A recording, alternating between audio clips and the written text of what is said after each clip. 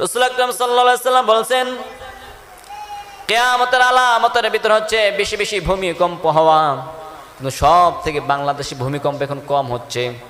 বিজ্ঞানরা গবেষণা করে দেখছে, যারা গবেষক আছে তারা গবেষণা করে দেখছে, বাংলাদেশে ভূমিকম্প হলে ক্ষতি কম হয় কেন আর ভূমিকম্প কম হয় কেন।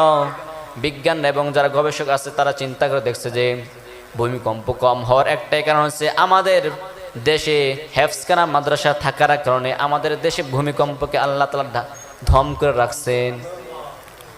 আপনি আমি তো রাত 10টা 11টা 12টা 1টা দিক দিয়ে ঘুমাই থাকি।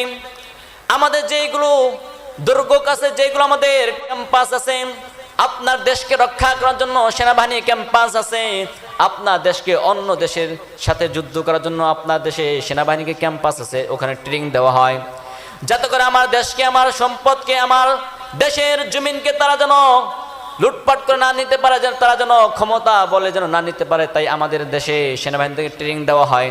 আসমান থেকে তারা ফাল দেয়, আবার পানি থেকে তারা পানির তলদা চলে যায়, কাদার ভিতরে লুতের ভিতরে তারা চলে যায়, আগুনের ভিতরে তারা ফাল দেয়, কাছের উপরে ফাল দেয়, তারা চলে যায়। কারণ তাদের ট্রেনিং দেওয়া হয় যে কোনো পরিস্থিতি তোমাদেরকে মোকাবেলা করতে হবে, জান প্রাণ দিয়ে তোমাদেরকে আমাদের দেশকে বাঁচাইতে হবে। তাই আমরা সরকারের পক্ষ থেকে তোমাদেরকে টাকা দেই না দেশকে রক্ষা করার জন্য। আপনার আমার বাংলাদেশ আপনাকে আমাকে রক্ষা করার জন্য আপনি নামাজ পড়েন না, আপনি রোজা রাখেন না, আল্লাহ তাআলার ইবাদত বন্দেগী করেন না, রাতভর আপনি জুয়া খেলছেন, দিনভর আপনি সুদ লাগাচ্ছেন, টাকা অর্জন করেছেন অন্য পথে বেপথে আপনি টাকা পয়সা অর্জন করেছেন, যেই আপনি গুনাহ করেছেন, গুনাহর কারণে আল্লাহ তাআলা আপনাকে সাথে সাথে আযাব দেয় না, আপনাকে সাথে সাথে আপনার ভূমিকম্প দেয় না।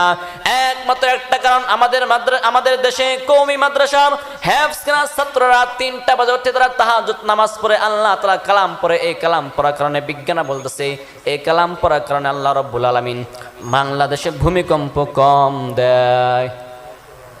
এই হেফজখানা হচ্ছে আপনার আমার দুর্গ, হেফজখানা হচ্ছে আপনার আমার মাদ্রাসার হেফজখানা। তারা রাত 3টা বাজে উঠে আল্লাহ তাআলার ইবাদত বন্দেগী করে। তখন আপনি আমি সবাই ঘুমিয়ে যাই, তখন তার ঘুম থেকে উঠে আল্লাহর কালাম পড়ে, আল্লাহর কাছে কান্নাকাটি করে। ওই কান্নাকাটি করার কারণে, নামাজ পড়ার কারণে, কোরআন পড়ার কারণে আল্লাহ তাআলা আমাদেরকে ভূমিকম্প এবং আমাদের আযাব কম দেয়।